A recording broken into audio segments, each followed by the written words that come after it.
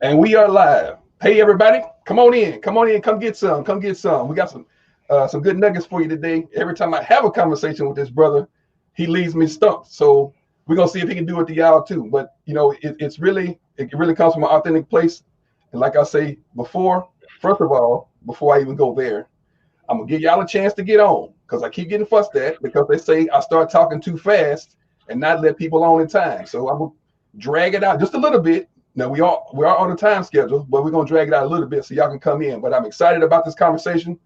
What I'm really doing now is letting you guys on the inside because me and this brother have had conversations. I did the math, Chris. We met in 2000 at Yeah, the end of '99, early 2000. So this is 21 years I've known this brother. So we have had that's many a minute. conversations where I was pouring into him or he was pouring into me or a little bit of both or whatever. Mad respect for this brother. So when he agreed to come on, Same. all the other stuff he has going on, I was delighted. So I'm going to do the right thing and formally introduce him because we have a star in front of us. So I'm going to make sure I do that. Oh, here we go. I'm I'm going to take a couple of seconds to give y'all a little time because I'm tired of getting fussed at. So I'm going to give y'all a little more time here.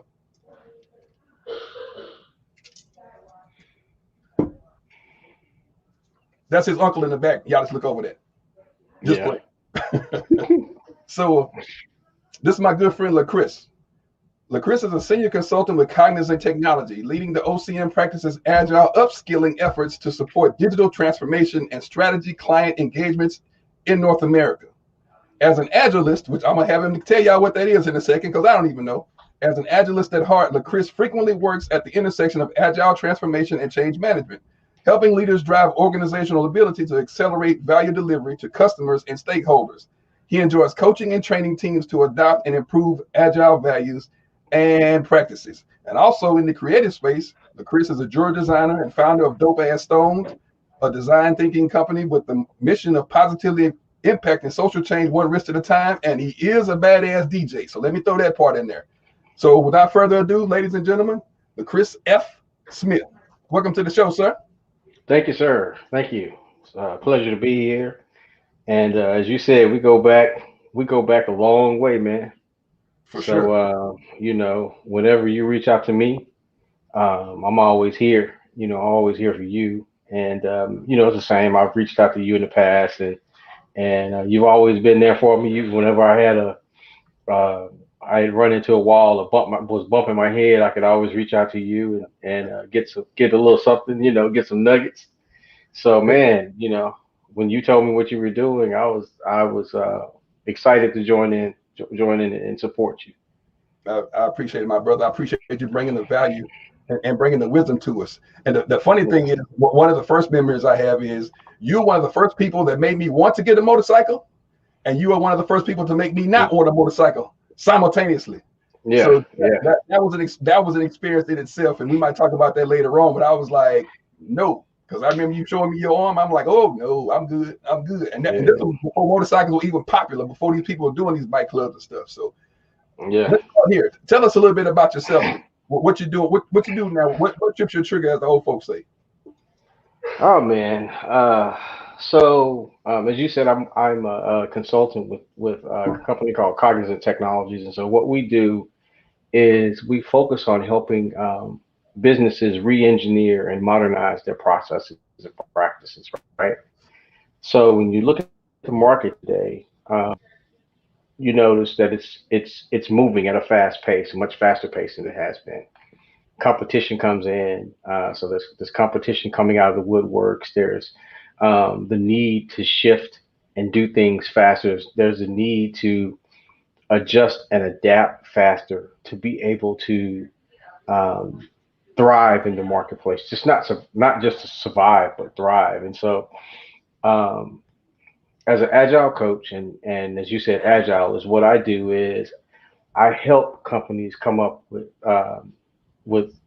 models and frameworks to be able to exercise high levels of agility in the space. We call it organizational agility, where companies are able to look at their processes and look at their current practices and how they're developing technology, whether it's software, services, or hardware, and being able to do that iteratively so that they can release value to their customers as fast as they can. Yeah, there's a couple of what we call approaches or thoughts in the technology industry around project management versus product development. And so a lot of companies are still caught up in the project management mindset. So Mm, project management really looks at managing a set of activities and correct. making sure that those activities to produce a product or service or what have you come in on budget and on time. And so we've shifted the paradigm some years ago with what we call an agile approach. And agile is really it's really a set of values and principles around how you develop, right? And it Okay. puts I'm sorry, it puts the customer at the center of that development. And so there's four what they call values. The first one is interaction, individuals and interactions over processes and tools. And so it's not that processes and tools are not appreciated, but it's the face-to-face interactions um, and the individuals coming together to do the work and engaging customers around the work that needs to be done that matters the most, right? Mm, And so another one says responding to change or following a plan. And so a lot of times we put our plan in place, and this is in business and in our personal lives. You know, we may have goals and a plan to get there, but when the terrain changes, when there's a detour in the road, you know, what typically happens is people try to follow that plan and it no longer works. And so that's why we say we respond. We don't react. We respond to change over following a plan. So that means that that plan is a living document, and that plan becomes a roadmap. And so when there's a need to adjust the road, then we adjust and we keep it moving. okay. Uh, but that in itself, and then we do it iteratively. So we do it in shorter cycles. We're developing things in shorter cycles, and as we're developing things, we're we're we're releasing what we call releasing incremental value to the market or to our customers. So you think about your phone, right? So you have a phone, and on your phone you have apps, right? Right, right Your on. hardware is finite. Your hardware is finite. This phone, the only way you can get another phone, update this phone, is you got to go get another phone. Correct. But your apps, they can continue to update your apps. They can continue to improve upon the features that you Mm, have in those within those apps, right? And so those features drive that hardware. And so this is where we are today. Um, you may see, for example, if you're on Android, if you're on iOS, updating the iOS, right? And they'll tell you, hey, there's a new iOS app. Push this button to click here to update your iOS. So that what that means is that they've done significant changes to that operating system to make that device perform better. That's incremental value, right? Releasing it mm, over a period of time, right, to improve it. Whereas when you look at traditional project management, it means that you go through a full cycle before you release that value. It's got to be done before you right. release it. But with agile, you're never done because you can always do better. Well, And so you look at here's the thing. Here's the thing. I want to bridge those two because a lot of sure, them don't know you like I know you, and I know that you're really into human development, mindset, motivation, going even deeper. And while you're explaining this process and this agile thing, I can see how the way you think and the way you carry yourself fits right on top of that. yes, So, so when I ask you what you're doing now, you told me I didn't get it, but now I 1000% get it, and I can see yeah, how during your life you ended up doing exactly what you've been doing all this time. So, right. so basically, and so I want to link the two based on what you just said. I want to link the two. All those years you spent on human development, now it seems like you can improve a human using the agile process the same way you were doing all along. How do the two mesh together? I think that's. So I think I asked the question the right way. you did. I get what you're asking, and you're spot on. So for me, I discovered agile in 2013, right? And when I discovered it, I was like, oh shit, I love it. I love it. I love it because it's collaborative. um, it's it's it's an attempt in my mind. If you ask the average person what is agile, you're going to get 50. You might get 50 different answers, right?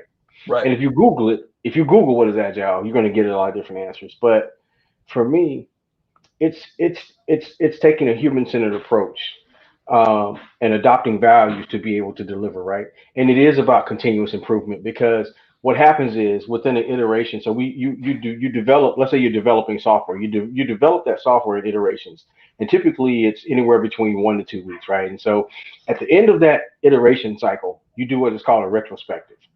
And so in that retrospective, you're asking, what did we do well? What didn't we do well? And what can we do better?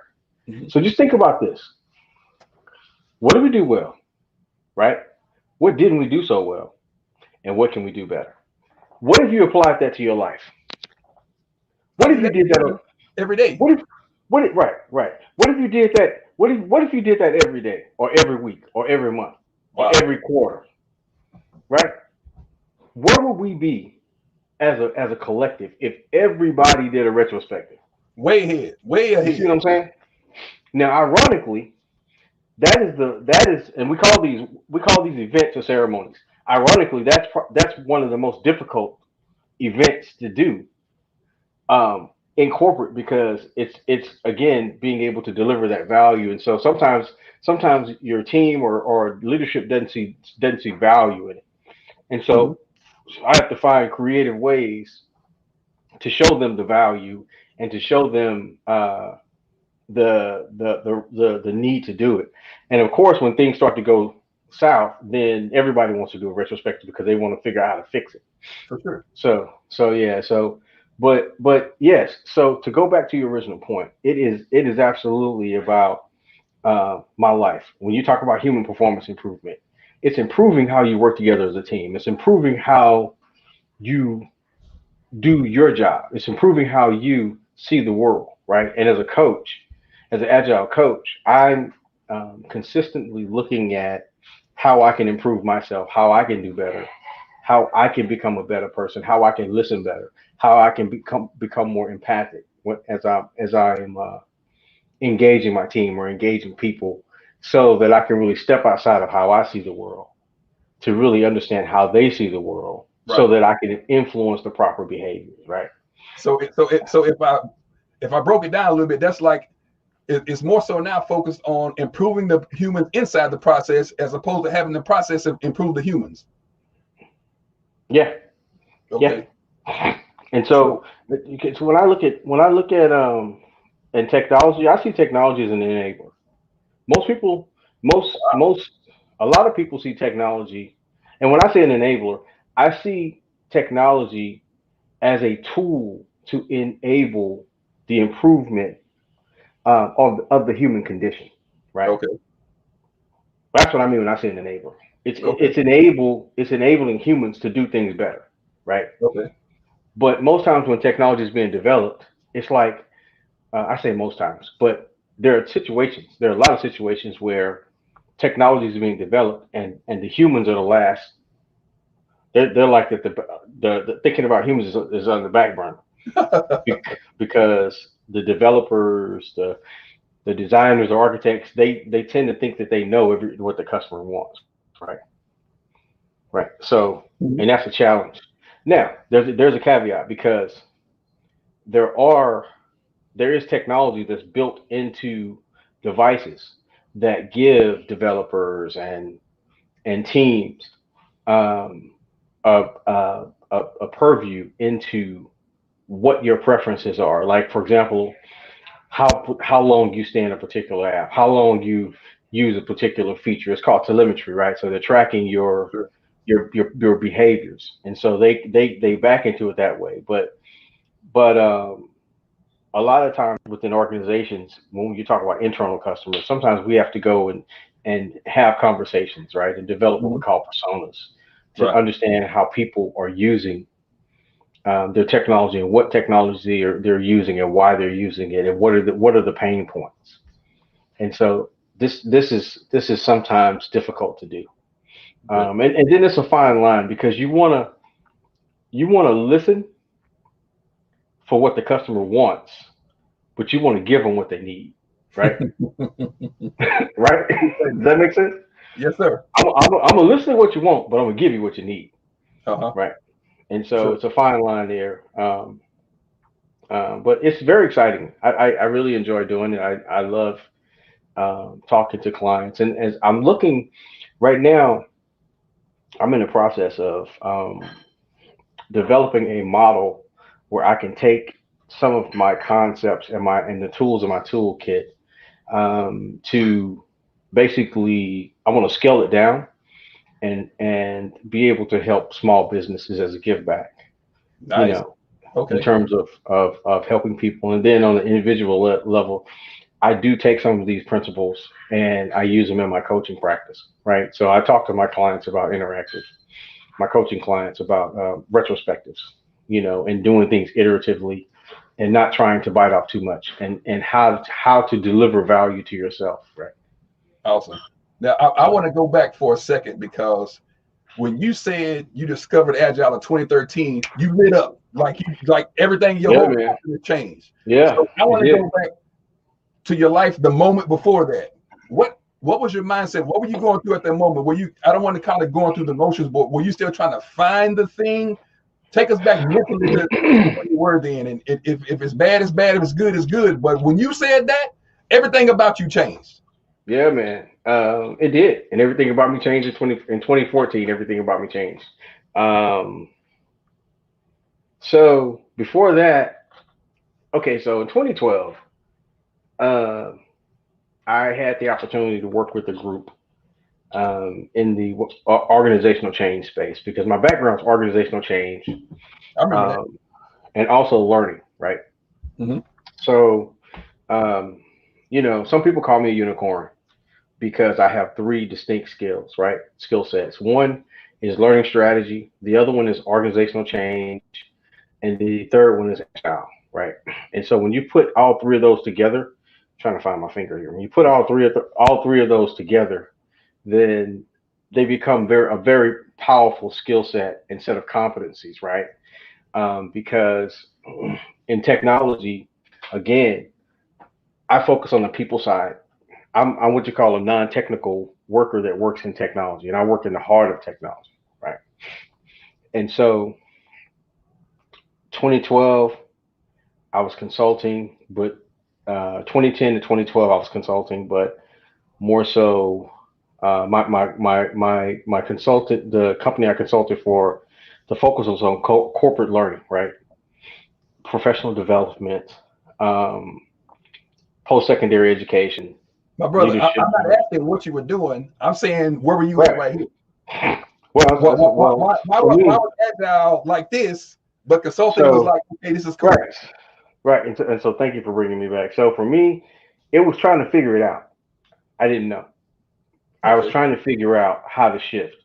And so if you really want to get down to it, it goes back to 2008, right? Okay. Let's do that. 2008 is when the market like was about to tank. It hadn't Mm-hmm. tanked yet, but it was close. And I saw the market tanking and trying to figure out what I wanted to do. And in 2009, I believe is when it started. And up until then, I had been in sales. Right. In 2008, I've been in sales, and I had, I started my insurance company in 2002, and so um, in my mind, I wanted to be an entrepreneur, but I wanted to be an entrepreneur, but I didn't want to sell insurance. So that's how I ended up getting that insurance. And so what was going in my mind at that time? How could I do something?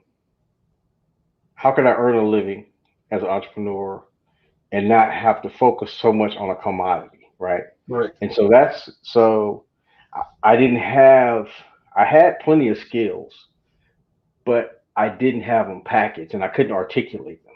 So insurance was from 2002 to 2008, nine. Eight, yeah, Okay. eight. Because I remember you had to be pretty office in the Galleria. So I just had to throw Yeah, that out in there. that was 2007. 2006, 7 is when I got rid of my office in the Galleria Okay. and sold my practice, right? gave my practice back, traded it in, and went to go work for a software company Okay.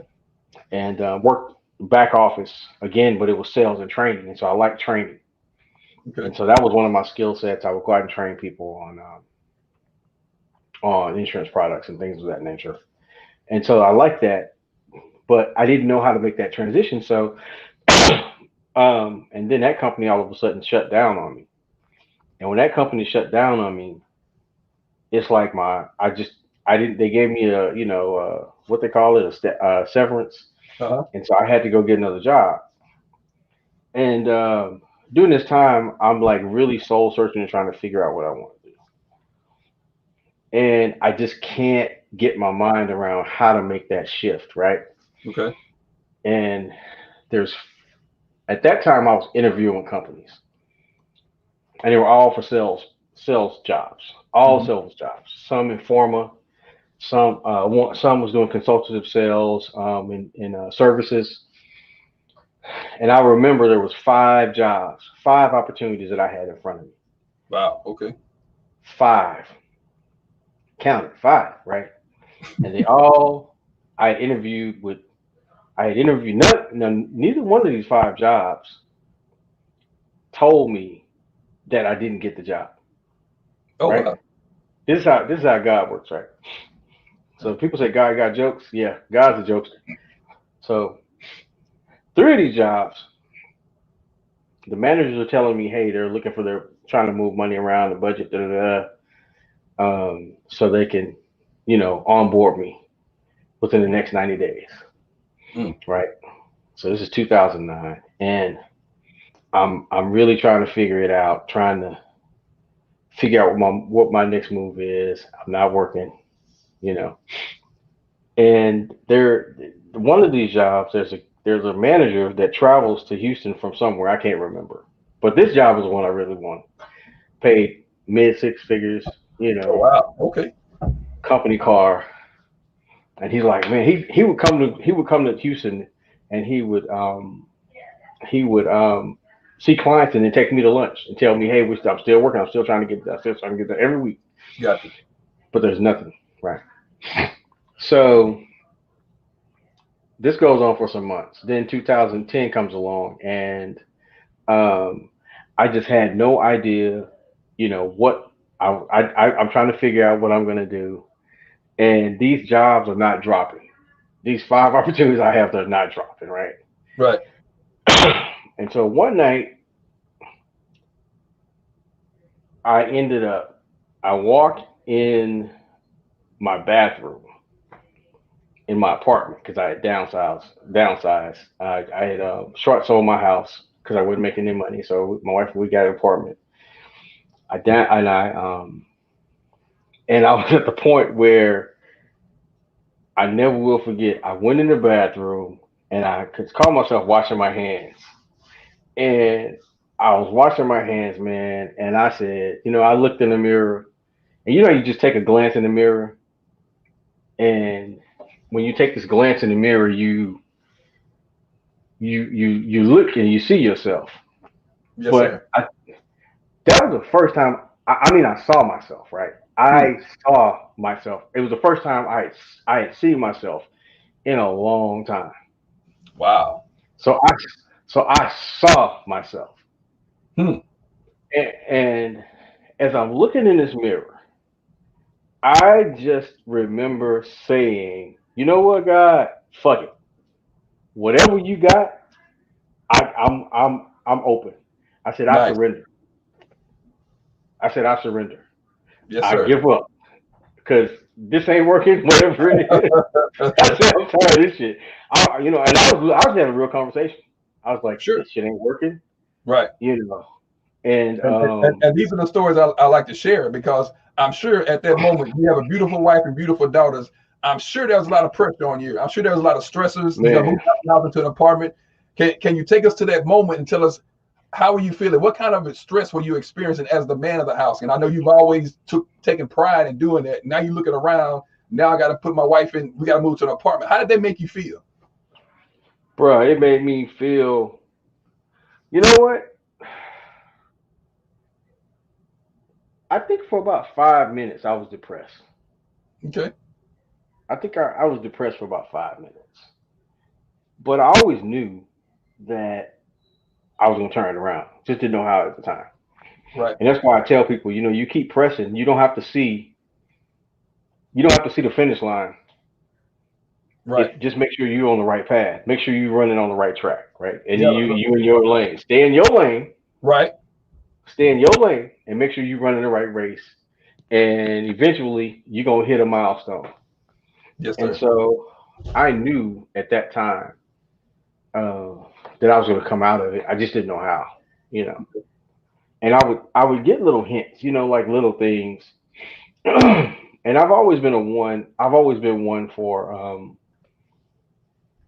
just I get aha moments from the smallest things, right? From just the most subtle things. And I remember I was at Walmart. My grandmother came to town, and we had to go to Walmart for something. And this was in the height of the recession in 2010. Oh We're wow. in the height of the recession, and so we're getting out walking into Walmart, and this guy pulls up in this brand new Rolls Royce, Ooh. right? And I can't remember what the model was, but it's like the $500,000 car, right? It's like the one that costs 500K. Oh wow. And so he gets out, he pulls and parks right next to me, and I think I'm in my Jag. I can't remember. I think I'm in my Jag.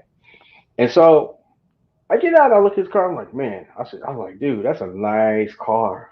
That's a nice car. And I said, it's awesome to be able to get that car now. I said, because a lot of people, money situation, where is not where they can do that. Right. And he looked at me and he said, man, he said, this is the only time I buy this kind of shit. Dang. He said, because I don't pay full price for anything. Right. Right. And so with that, it changed, it was just an aha moment for me. Right. Sure. Sure.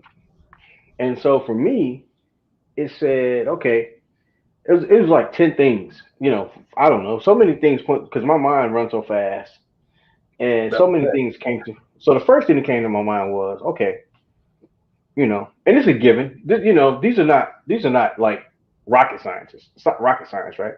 But the first thing was like, okay, so no matter how bad things are, somebody's always getting money, right? Fact. Facts. Somebody's always getting money, no matter how things are. And so you just have to make sure your mind, you have the right mindset and you're moving the right way so that you can be the person getting money. The second thing is that during those times, there's always opportunities, Mm-hmm. right? There's always opportunities, what I call internal opportunities and external opportunities, right? Yes, Internal sir. opportunities are the opportunity for you to grow, for you to see the world different and do things differently, right?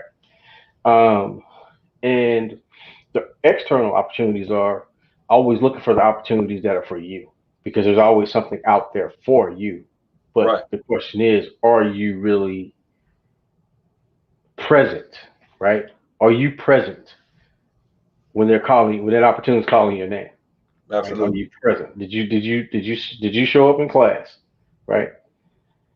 And so that one encounter, it changed my whole mind state around. Like I said, I was depressed for about 5 minutes. Mm-hmm. That changed that. It's the switch flip right there. Gotcha. It literally flipped, and so things begin to change. And so um, shortly after that, this company came calling me. A recruiter came calling me for this one company, and the company. And if you know me, you know what company it is. But they were like, "Hey, we do corporate education, and we see your resume, and we think you'd be great for this position." And I was like, "Who? Hell no! Don't call me no more. Don't call me no more. Don't call me no more." So they were still calling me, and so these 5 jobs are not dropping, and I'm still looking, and my resources. I got a network. I'm calling people. People don't have any. My friends, and people I know in my network don't really have opportunities. So um, So I end up going to this job fair. And when I go to this job fair, I see the company that has been calling the hell out of me. And so I call myself walking over to tell the recruiter at the table that you need to tell your people to stop calling me. Well, the recruiter I walk over to tell that to, I introduce myself to. She says, when I introduce myself, she says, you know, I've been calling you. I've been trying to get you to. I've been trying.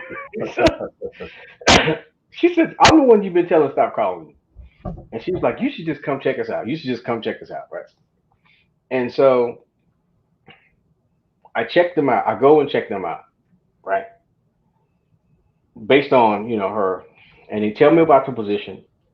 And when they tell me about the position, it's an internal position, and I'm a B2B guy, right?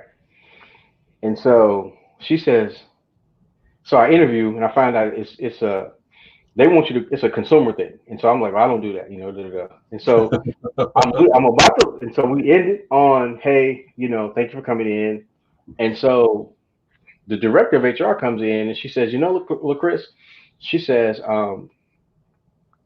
she says, we we do have a corporate side, but we're not going to start interviewing for that corporate side until the end of December. Now this is like right before Thanksgiving, right? That I go in for this other interview. She says we're not gonna start interviewing for this because we're not hiring for the person won't start till January 1st.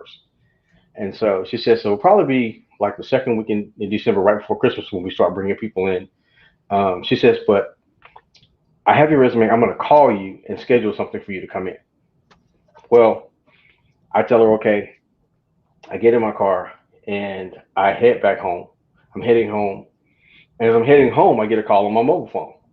And they're like, hey, I just showed your resume to the director of corporate development, and they want you to come in for an interview. They want you to come in for an interview, and they want you to do this presentation. Can you remember this present? Can you get this content together, put a presentation together, and then deliver this tomorrow? Of course. And so I was like, yeah, I can do it. So I stayed up all night, went back the next day, and put the content together. Right, put all the content together, and I um went and presented. Next thing, long story short, I got the job. Cool. So I'm going somewhere with this story. Okay. 6 months into the job, I'm learning the process. I'm getting to know people. I'm learning how to go out, and I'm learning about the products that this company sells. And so this company also offers master's programs, right, in um, education. And so they have a master's program that focuses on training and development, right? And so I'm looking at this program and I'm like, well, maybe this is what I should do. Because if I do this, then it will help me to make that transition out of sales, into something I'm very passionate about Sure. doing. Right. So I jump out. I told 9 months, my first 9 months there. Um, Not even before I'd been there a year. My first 9 months there, I jump into the master's program. It takes about a year and a half to finish the master's, right? So I come out with this master's in education, but the focus is training. It's adult learning theory and training. And Wow. so within this program, I Man, was that's right up able your to exactly. And within this program, I was able to attend class online with these people all over the world. So I got to hear their stories, what they do on a daily basis, because all of these people I'm in class with, they are trainers. They are learning developers. I was talking to a guy in Lausanne, Switzerland, who was like um, big into e-learning, and so he talked to me about the best e-learning platforms and all these things. And so Mhm. so basically, I'm going through with this story. So I'm learning, and I am I am synthesizing information through other people's experiences. and beginning to make this my experience. Do you understand what I'm saying? Yes, sir. And then I'm in class doing things. I'm developing programs. I'm doing all of these. I'm doing all of these creative things, developing learning curriculums, right? Developing learning programs, developing training, having to deliver training online. All these things I'm doing in my program. So those became my experiences.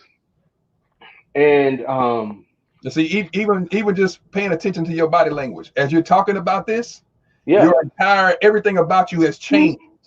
So ultimately, I want to get it. I'm gonna let you finish the story, but it's obvious you're doing something you're passionate about, and I want to talk right, about how being passionate about something is not even work anymore.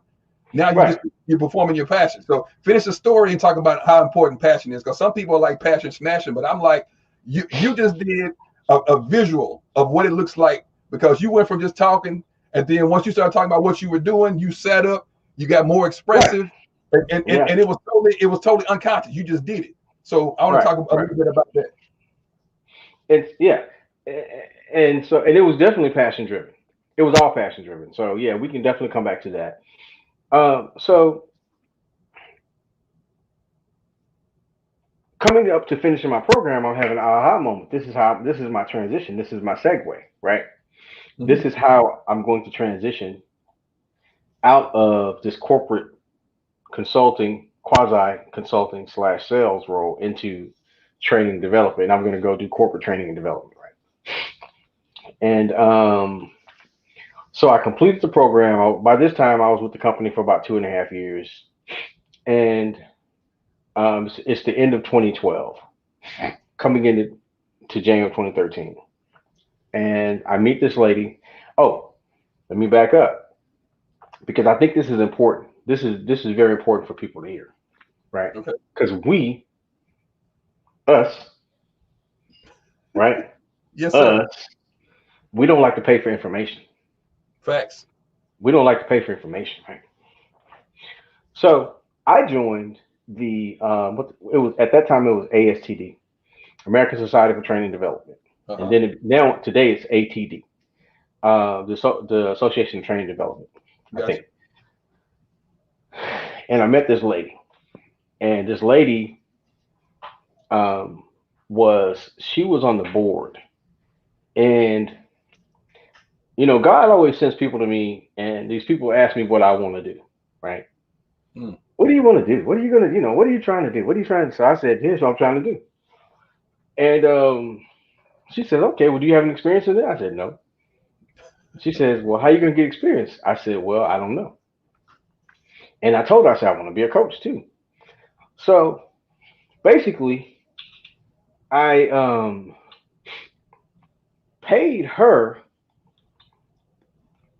to, I paid her $90 an hour Okay. to teach me how to coach, to develop my ideas from the perspective of my career. You know what I'm saying? Right. And then to help me understand what that person does in that role. All of these things I'm paying. She's walking me through, and she's helping me to understand it. Right? Well, I'm gonna correct you for a second, because you weren't paying for anything. You were investing in yourself. But I tell Well, people, yeah, even right, my background as exactly, a financial advisor, that's the one thing I didn't know then that absolutely, I know now. The greatest investment you could ever make is an investment in yourself. You never lose on investment in absolutely, yourself, in my opinion. absolutely. You 1,000 correct. One easy. One you yes yes sir. And so by the time I finished my coaching sessions with her, boy, I was ready. Yes, I sir. had to talk. I had to talk, and I've always been a want to experiment. And so, if I can't do it, I'll figure out how to do it. Yes, sir. So I'll get the experience. And so I had already trained some. I had already done some training, and I had already developed some training outside of my coursework.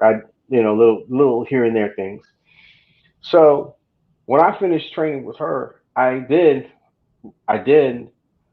was at an ATD event and met a lady who became my mentor. Okay. And let me take that back. She became my sponsor, not my mentor, but my sponsor. Okay. And so, and so she was getting ready. She was in the process of putting a team together, right? And she was in oil and gas, and they were in this innovative program where they were developing all kind of technology to roll out to the field for oil production and surveillance and enhancement of production. And so they need somebody to develop the learning strategy for how you're going to do it. You know I mean, not how you're going to do it, but the learning strategy for how you're going to make it sticky. So you rolling out this stuff. You got to train people how to use it. So they need somebody that could think outside the box to develop training and develop these strategies and think outside the box in terms of how you Mm-hmm. deliver it. Mm-hmm. And so that was me. I was all over that. And but I say she sponsored me because a mentor meets with you and they talk to you about what you're doing, and then they offer advice. They give you, they share the wisdom. Mm-hmm. A sponsor brings you in the fold, Nice. and they allow you to fuck up. They allow you to break things. I'm just being honest, right? Sure. They allow you to break things so that you can learn from breaking things, right? Now you got to have enough common sense to know that you can't just, everything in moderation, but you get to fail at some things and then learn from your failures. Yes, sir. And the one thing she taught me one thing that stuck with me, that even to this day, right? She said, she explained that the lived experience is what's most important, right? Mm. What you've done. The people don't want to know what you know; they want to know what you've done. What have you done? Right. And so she always gave me little assignments, right? Little assignments that became my portfolio. Well, here's what I've done.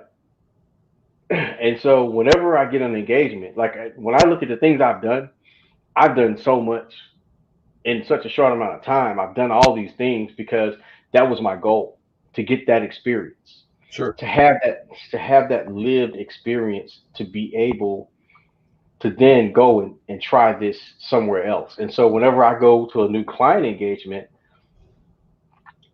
it's 99% chance I've already done something like this before. I just need to adapt what I did before to this situation now, right? Um, And so that began the journey of how I got where I am today. And one of the things she told me, and when she told me this, I was like, hell, you don't know me. I know you gave me this opportunity.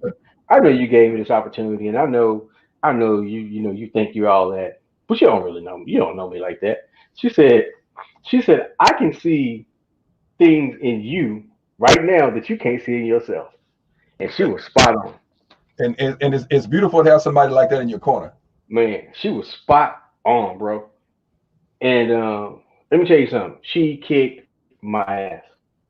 I mean, like, she would tell me to go do stuff, and I didn't have a frame of reference for it. And her, you know what her phrase was? Google it. What's that? Google it. Google it. You know. But And but man, but I got apparently you went ahead and did it, and you had a certain amount of respect for her because of what she had done. man, I had to. I mean, she put me in a situation where it changed the game for me, right? It literally changed the game, right? Right. You know. And I've always just been in that situation. I've always been blessed, fortunate enough to just, people see things in me, and they just, they want to help. You know what I'm saying? They want to see me get where I'm trying to go. So, So how do you always make sure that they get their ROI on them invested in you? man, first of all, I don't screw up. Okay. You know, that's the first thing. Is the second thing is I look for ways to help them. I look for ways to support them, right? Because you never know when you have to, do the same thing for them. Um, and then the other thing is, it's universal. It's universal for me. Um, is how do I give back to other people, right? How do I give back to others? How do I help others the way she helped me, right? And so Okay. I that's want to where. I want to dive into something you said earlier, and I'm gonna Okay. bring this point back because I think it is very important. Now, you said we don't like to invest in ourselves. We Yeah. for and I agree with you on that. Now, I didn't always invest in myself like I should, but now you and I are both readers. We both go to seminars. We both have mentors and coaches. We both because we see the value of it. Why do you think that we just don't do that? Yet we can buy all the material stuff. Not everybody, but enough for us to look around and say we can buy the Louis bags and the shoes and the Jordans and the cars and the rims. But when it comes to truly investing in ourselves, or are we afraid that we might not get the return? Is it foreign territory to us? I kind of want to dig into that to really bring that part out. What do you think? Why don't we do that? I think it's multi-layered.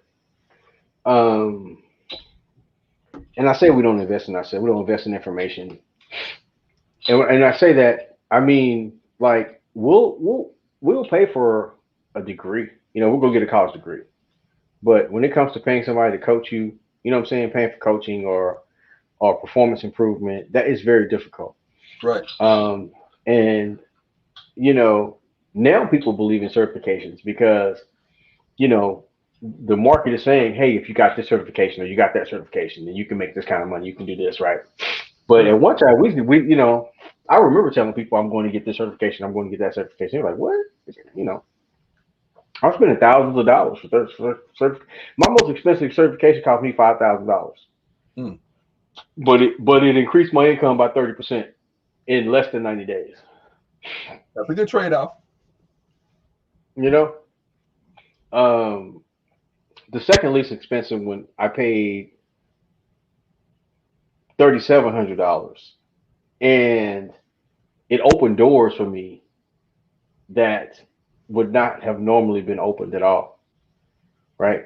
Mm-hmm. That allowed me just to get in and tell my story. But And so, you had to be able to see sorry the about that, my sinuses. that's all right. So you had to be able to see the end before you would do it, though, because we're talking about investing in ourselves, and while we really don't do that, do we not see the possibilities? Do we not see enough of us where we want to be? What it? I think well, see, so I say it's multi-layered because I think the first thing is I think it's people don't a lot of times we don't see the value and how it can get us there. And then the other thing is I think that and I think this is across all peoples, Sure. no matter what skin color. I think the challenge is believing that you can do the work that you love to do. I talk to people all the time that they just working, they just working. They're Sure. not really passionate about what they do. They like their work, but they're not passionate about it. They're not trying to improve themselves. They're not focused on continuous improvement, right? And so that's one thing about agile. If you're in agile, then you focus on continuous improvement, or else you're not going to be there very long. Yeah. So, Every time you because say continuous improvement, I think Kaizen. yeah, that's it. That's it. Yeah, that's it. It's lean practices, the Toyota way. It's all about continuous improvement. It's all about continuous improvement and continuous value delivery. Okay. And Now, as we're turning the corner here, I want to jump back to your childhood. As early as I you don't can want to go to remember, my childhood. I don't want to go to my childhood. was there an event or was there a moment that gave you the hourglass look to peek into what you're doing right now? Was there anything that gave you an inkling then that you might be doing what you're doing right now? No, I Okay. knew I was gonna be doing something good. I mean, as a child, So I knew I was gonna now, be. I as, as a child, I wanted to be a doctor because that's what was successful to me. So when you were a child, when your teacher asked you what you wanted to be when you grew up, what did you say? uh depends on what age. At one age, I wanted to be a priest. Another age, I want to own a funeral home. You know, Okay, from 5 to 10, what did you want to be? I didn't. Man, let me tell you. So for me, Uh-huh. I didn't have a. I didn't have a what you know. I didn't strive. I mean, I didn't have a big like. When I attended college, I didn't have a I hate to say it. I was just going. Bro, I'm just being real. You know, I knew I needed a degree, and so once I figured out what I could major in, then I went and got my degree. Um, and it ended up being sociology because again, I love human behavior. I love the human condition. I Correct. love the science of people, right? Uh-huh. So for me, that was the thing. As a child, I was a child. I'm Okay. just being real. Um, when I grew up, I wanted to work at my uncle had a funeral home, and I started working at that funeral home when I was like 15, 16. And so at one time I wanted to be a film director or a mortician, but Sure. So what made you now you grew up in Dallas, right? hmm What made you make the move to Houston just to go to U of H? female. Oh, okay. Nothing wrong with that. Is that your wife now? Mm-mm. Okay. Because I know you've been married like 20 some years, right? Yeah, I've been married 27 years. Yeah. Damn. So, You're aging yourself 27 years and you still look young as hell. You must have got married when you were 10. man, I was young. I was young, but I, you know, I was a late bloomer. Okay. I don't even want to say I was a late bloomer. I just didn't. I think it had a lot to do. So you want to go back to my childhood. So my dad died when I was 5 years old, right? My Oh, dad died of a drug overdose, right? sorry to hear that. And that's all right, man. That's all right. No, We I still never keep knew in touch. that. Okay. It's all good. We still keep in touch. So it's all good. We still talk. Sure. And so um Did that make you shut down anyway? Did it make you re- like no, nonchalant? Okay. because I said that to say I was raised by my grandparents, right? Okay. And so, man, I mean, it's like I had people who just kind of overloved me, right? I just had love, love, love. Okay. I felt love, love, love, right? And I think a lot of it was because they were like, hey, this happened to your dad, and we ain't letting this shit happen to you. You know, Right. you gonna make it. You gonna make it. So,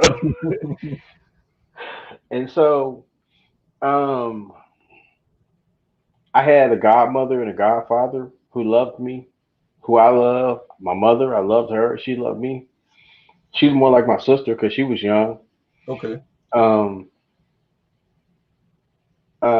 and then my grandparents, man. I mean, and so for me, it was I didn't take life.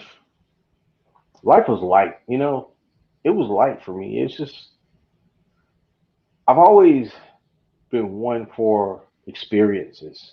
I just like to have experiences, and so for me, it's just having experience, just living.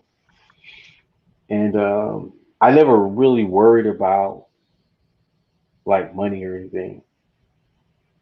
Okay. You know, I understand that. how I was gonna make my money. It wasn't like I had money coming in. No, no, don't get it twisted.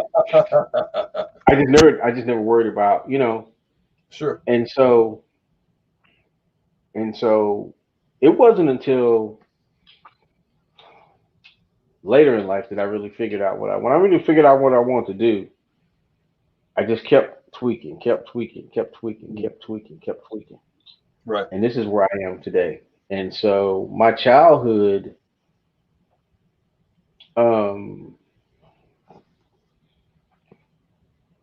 I think the way I grew up keeps me young today. Okay. I'm young, I have a youthful air about myself. That You is a know, 1,000% fact. I just don't see myself.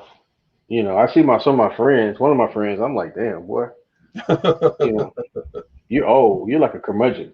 For sure. You know, And so for me, but I just think that I used to wear a T-shirt that said I refuse to grow up, Hmm. and so but once I figured it out, once I met my wife, I knew I had to make money. So I was like, I got on that speed program. I got an accelerated program, and I Right. accelerated behavior, education, all those things, and got the degree, got the pay, and got the job, and got the paper. Sure. So, Now but it you've done a lot of different things, and we're turning the corner here because I know you got another engagement to go to.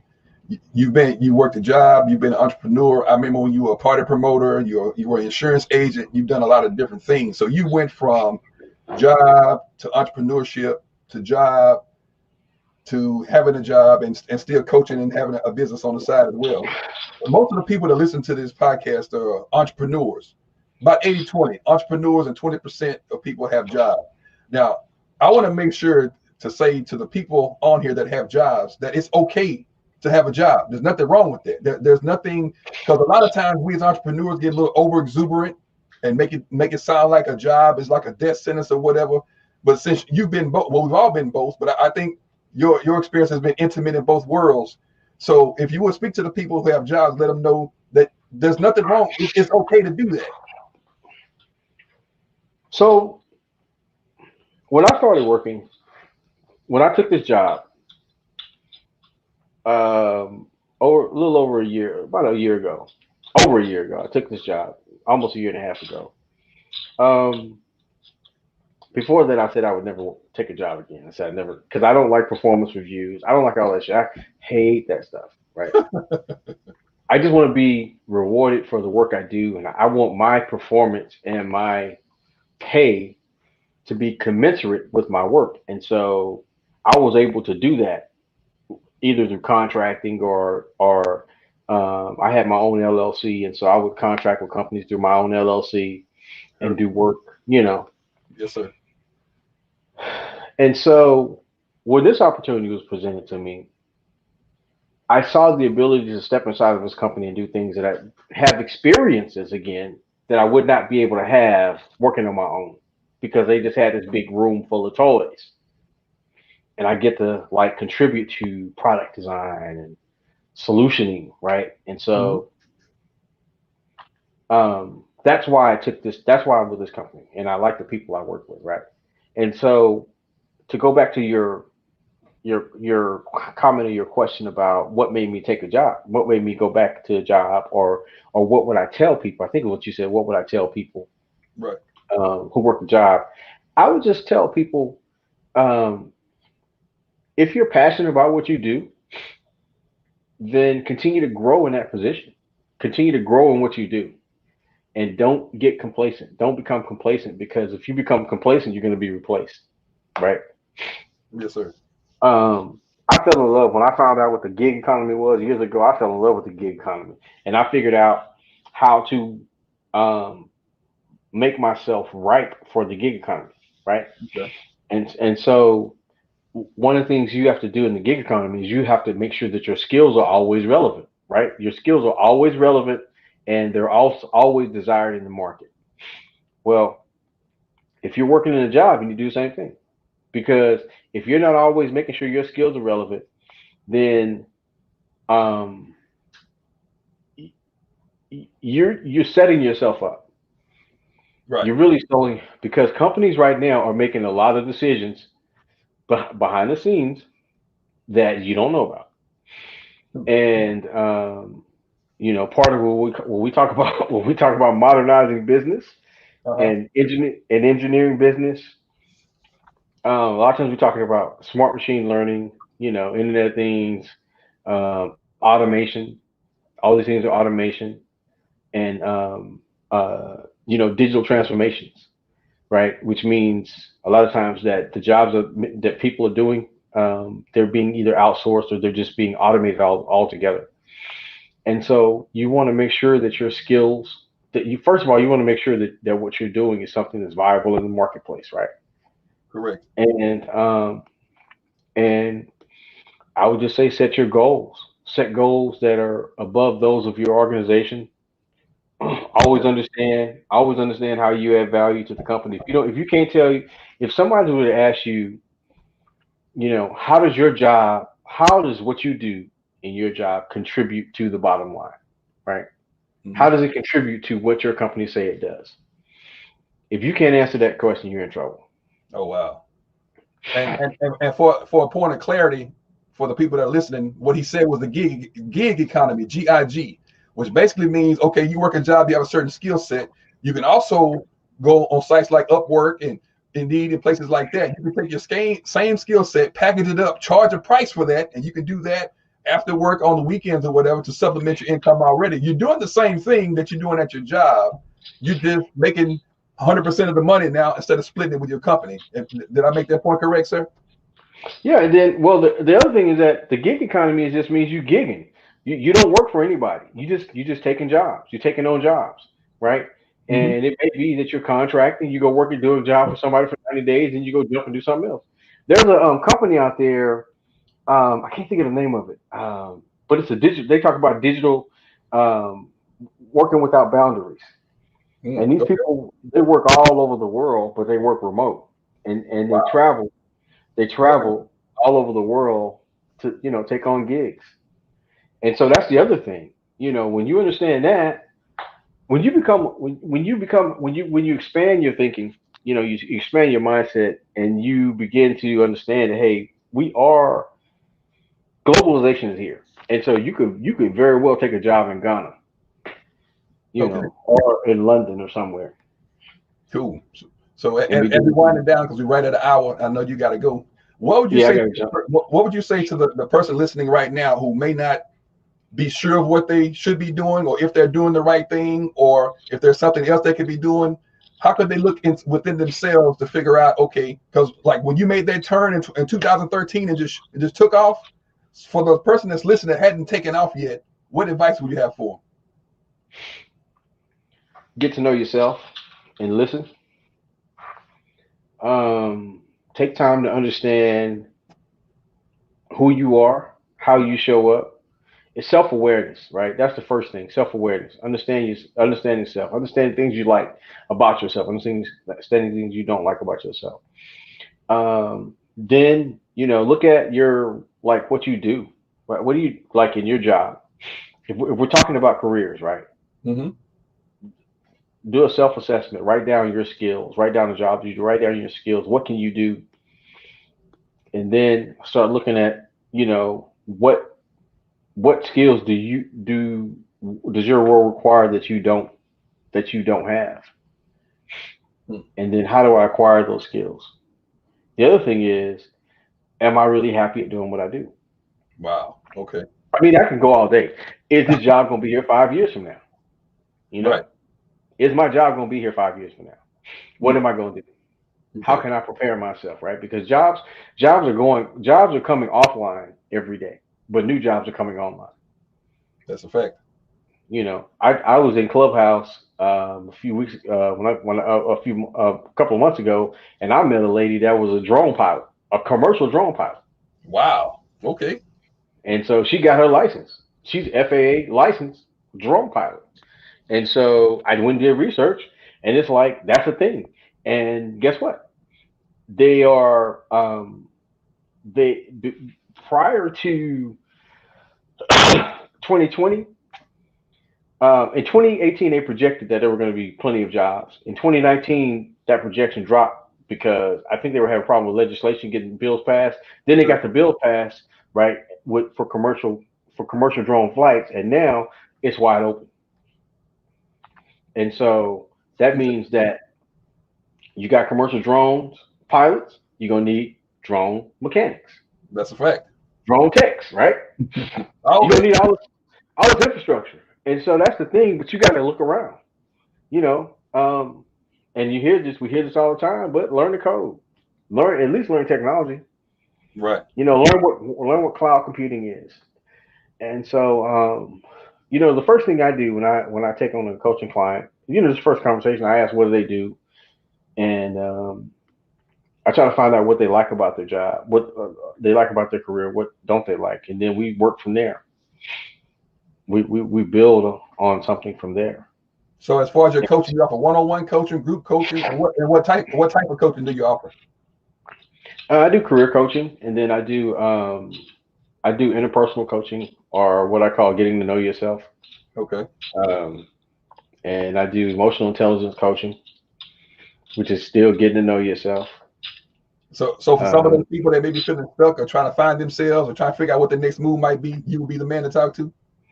Yeah, Okay. definitely. Good deal. Good deal. Well, hey, Definitely. ladies and gentlemen, we're wrapping up because I've overextended my time, but I'm glad he was gracious enough to stay on for the extra few minutes. But so for those of you who might be interested in what Lecriss offers, throw all your handles out there, brother. Where can they find you? So my Twitter is I am Lecriss at I am Lecris. My LinkedIn is um, LinkedIn.com/Lecriss F. Smith. My IG is I am Lecriss. I am Lecriss, and then you can catch me also on LinkedIn for my jewelry company, which is Dope Ass Stones, and it's Okay. at Dope Ass Stones. Now, So aren't you on Clubhouse too? I heard you talking. You've yeah, been talking about I am Clubhouse Lecriss. on there.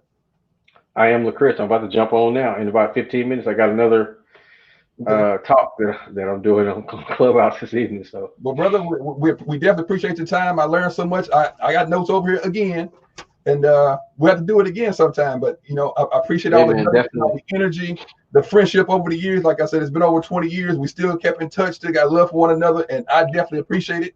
So, Hey man, I man, look, like I said, whenever you need me, man, whenever you call me, I'm here. That's just how we do. We've been, like you said, we've been knowing each other for a long time. So yes, I sir. didn't. I was trying to go back, and I was like, dang, what did I meet?